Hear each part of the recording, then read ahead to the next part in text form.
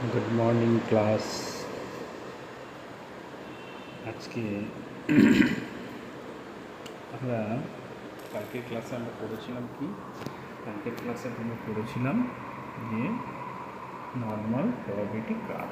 আজকের ক্লাসে আমরা পড়ব জেড স্কোর। এটা ইম্পর্টেন্ট পয়েন্ট, এটা হচ্ছে জেড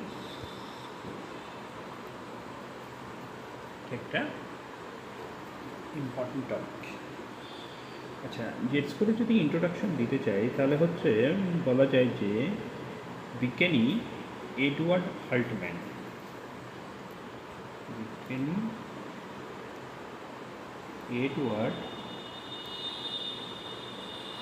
আল্টম্যান 1960 সালে তিনি তার একটা কোম্পানির ফিনান্সিয়াল হেলথ বোঝার জন্য একটা সিম্পল সলিউশন তৈরি করেছিলেন। তিনি তার একটা কোম্পানি ফিনান্সিয়াল হেলথটা কেমন সেটা বোঝার জন্য সিম্পল একটা সলিউশন তৈরি করেছিল। পরবর্তীতে এইটাই স্ট্যাটিস্টিক্সে একটা ইম্পর্টেন্ট টুল হিসাবে ব্যবহার করা হচ্ছে। তাহলে এই জিনিসটা কি ইম্পর্টেন্ট টুল ইন স্ট্যাটিস্টিক্স?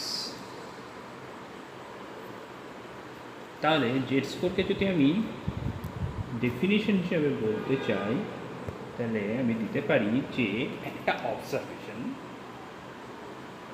মিন থেকে কত স্ট্যান্ডার্ড দূরে অবস্থিত এবং কোন দিকে অবস্থিত, অর্থাৎ এটা বোঝাচ্ছে যে কোনো একটা অবজারভেশন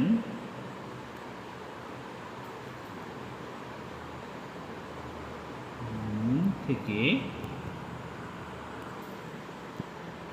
কত স্ট্যান্ডার্ড ডেভিয়েশন দূরে এবং কোন দিকে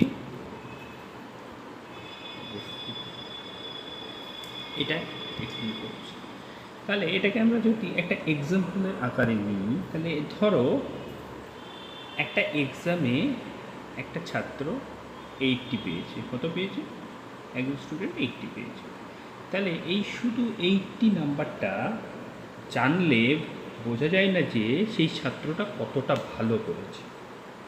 কিন্তু এর সঙ্গে যদি আমাকে এখানে বলে দেয় যে মিন ভ্যালু হচ্ছে এক্সামটায় 70 আর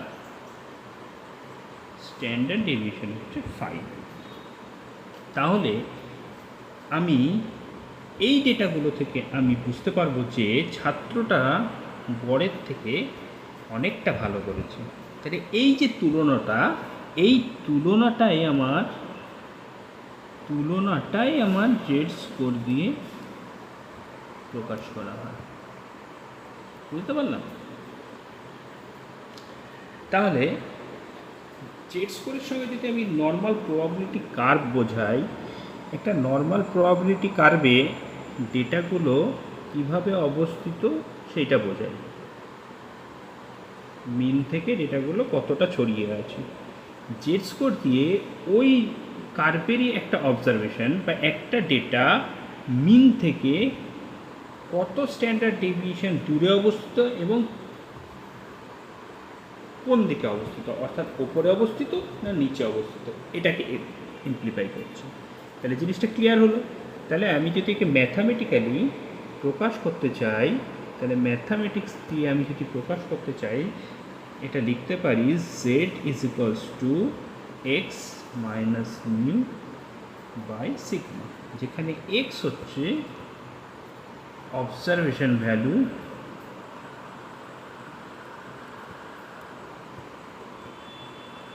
এক্স হচ্ছে observation value, mu equals to mean and sigma is equals to standard deviation. তাহলে আমি যে আগের যে এক্সাম্পলটা নিলাম, যে ছাত্রটা 80 পেয়েছে, মিন 70, স্ট্যান্ডার্ড ডেভিয়েশন 5, সো এখান থেকে আমি জেড স্কোরের ভ্যালুটা নির্ণয় করতে পারবো। তাহলে এইখানটায় আমি যদি জেড স্কোর বের করতে চাই, তাহলে জেড ইজ ইকুয়ালস টু হবে 80 minus 70 by 5, so Z is equals to হচ্ছে 2। অর্থাৎ ভ্যালুটা মিন থেকে 2 স্ট্যান্ডার্ড ডেভিয়েশন ওপরে আছে। ঠিক আছে, কোন দিকে আছে? পজিটিভ দিকে আছে। ঠিক আছে, পজিটিভ দিকে থাকা মানে 2 স্ট্যান্ডার্ড ডেভিয়েশন ওপরে আছে। এটাই যদি নেগেটিভে থাকতো তাহলে আমি বলতাম 2 স্ট্যান্ডার্ড ডেভিয়েশন নিচে আছে। বুঝতে পারলাম? তাহলে এই ব্যাপারটা, তাহলে এই হচ্ছে জেড স্কোরকে ইমপ্লিফাই করছে। তাহলে আমি যদি সিম্পলি বলতে চাই যে কোনো একটা ভ্যালুতে জেড স্কোরের মান যদি 0 আসে, তাহলে আমি লিখতে পারি যে জেড ইকুয়ালস টু যদি 0 আসে, তাহলে আমি দেখাতে পারি যে অবজারভেশনটা মিনে এর সমান। জেড যদি গ্রেটার দেন 0 হয় তাহলে আমি বলতে পারি অবজারভেশন মিনের উপরে। জেড যদি লেস দেন 0 হয় তাহলে বলতে পারি অবজারভেশন মিনের নিচে আছে। এটুকু আমাদের ক্লিয়ার।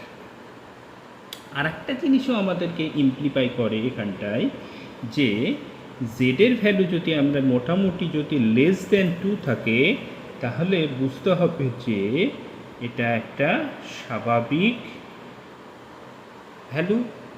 জেডের ভ্যালু যদি গ্রেটার দেন ইকুয়ালস টু 3 হয়ে যায় তাহলে এটা একটা অস্বাভাবিক ভ্যালু বা আউটলাইনার।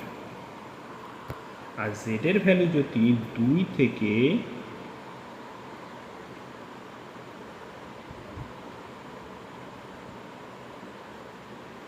জেডের ভ্যালু যদি 2 আর 3-এর মিডিলে থাকে তাহলে আমি এটাকে ধরে নিতে পারি কিছুটা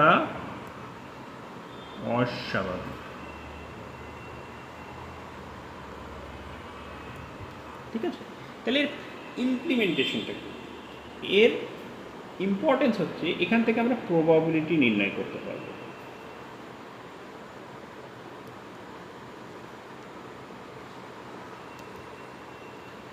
আর 2 নম্বর হচ্ছে নর্মাল ডিস্ট্রিবিউশনের যে কার্ভ, এমপিসি কার্ভ অ্যানালাইসিস করতে পারবো।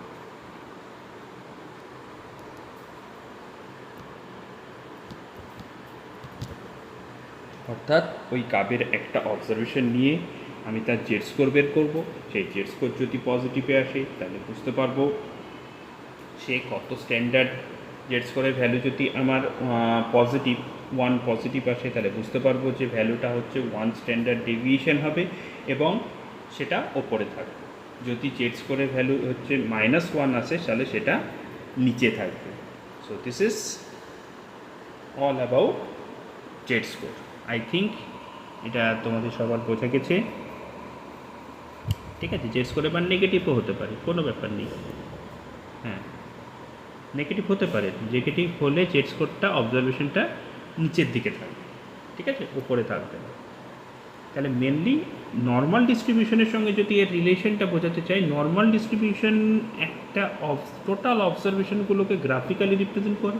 সেই গ্রাফিক্যাল রিপ্রেজেন্টেশন থেকে আমি এতে একটা অবজারভেশনকে চুজ করে যদি অবজারভেশনের আমি জেড স্কোর বের করি তাহলে সেইখান থেকে আমি বুঝতে পারবো যে সেই অবজারভেশনটা কোথায় অবস্থিত, অর্থাৎ সেটা মিন থেকে কত স্ট্যান্ডার্ড ডেভিয়েশন দূরে অবস্থিত এবং কোন দিকে অবস্থিত। যদি প্লাসে আসে তাহলে বলবো উপর দিকে, আর যদি মাইনাসে আসে তাহলে বলবো নিচের দিকে অবস্থিত। ক্লিয়ার? Okay, thank you.